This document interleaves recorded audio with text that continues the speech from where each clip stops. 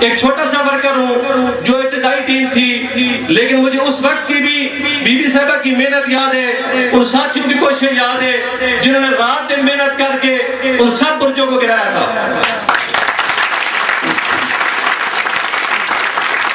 Election جیتنے کے بعد ان کی سیاسی بصیرت، ان کی عوامی خدمت کے جذبے کو دیکھتے ہوئے یہ اتنی مقبول ہوئی اور پورے ضلع کے سیاسی وڈیروں کے لیے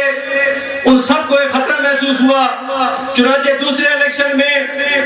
سب لوگ گواہ ہیں کہ پورے ضلع کی سیاسی کتے اکٹھے ہو کے انہوں نے ہرانے کی کوشش کی، لیکن الحمدللہ اس دفعہ بھی ان کو شکست فاس دی گئی۔ اور اب ان کی عوامی خدمت کو دیکھتے ہوئے، ان کی سیاسی بصیرت کو دیکھتے ہوئے، ان سیاسی مخالفین جو ناقابل تسخیر سمجھے جاتے تھے، جن کو شکست دینا ناممکن سمجھا جاتا تھا، آج الحمدللہ ان کے سیاسی قد اتنے چھوٹے ہو چکے ہیں کہ ان پر تنقید کرنے کی ضرورت بھی محسوس نہیں ہوتی۔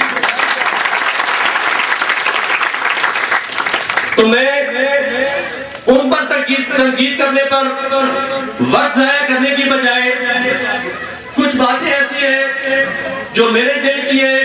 ایک گروپ کے چھوٹے سے ورکر کی حیثیت سے آپ لوگوں سے کرنا چاہتا ہوں، اور پھر آپ لوگوں کی آواز، آپ لوگوں کا پیغام، آپ لوگوں نے جو میری ساتھ باتیں کی ہیں وہ میں محترمہ سمیرہ ملک صاحبہ کی خدمت میں عرض کروں گا۔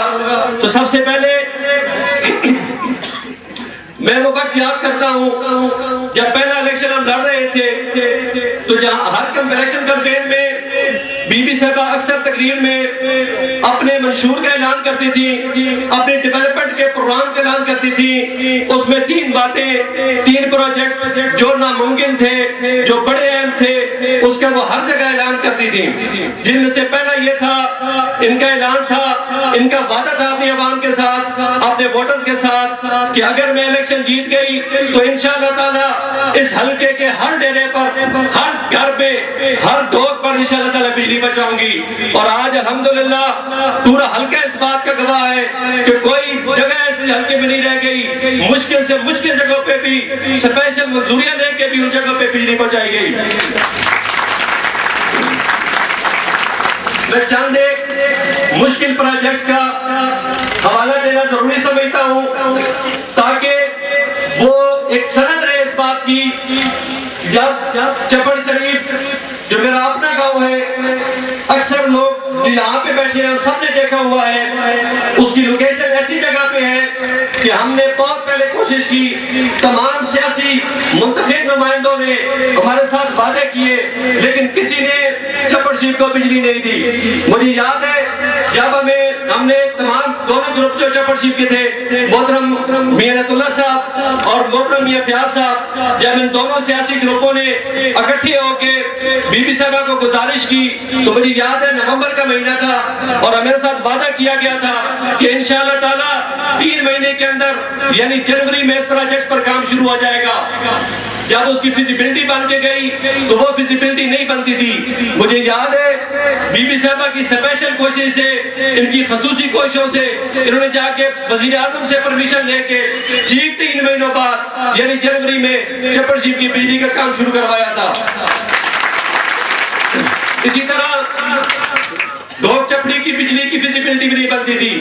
وہ بھی ان کو گزارش کی، انہوں نے مہربانی کی، اور آج الحمدللہ وہاں پہ ٹیلی ویژن اور فریج چل رہے ہیں۔ لیکن سب سے حیران کن پروجیکٹ میں 2 کا ذکر کرنا چاہوں گا، اور جو جگہ دونوں جگہ جن لوگوں نے دیکھی ہوئی ہیں وہ میری بات کی تائید کریں گے۔ سب سے پہلے ڈھوک کھیرلی، میرا خیال ہے آج تک، بھائی فیاض صاحب بیٹھے ہوئے ہیں، میرے خیال میں آج تک کوئی سیاسی نمائندہ وہاں ووٹ مانگنے تک بھی نہیں پہنچ سکا، اور وہاں بھی آج بی بی صاحبہ کی کوششوں سے بجلی چل رہی ہے۔ دوسرا پروجیکٹ ڈھوک بگڑی کا تھا۔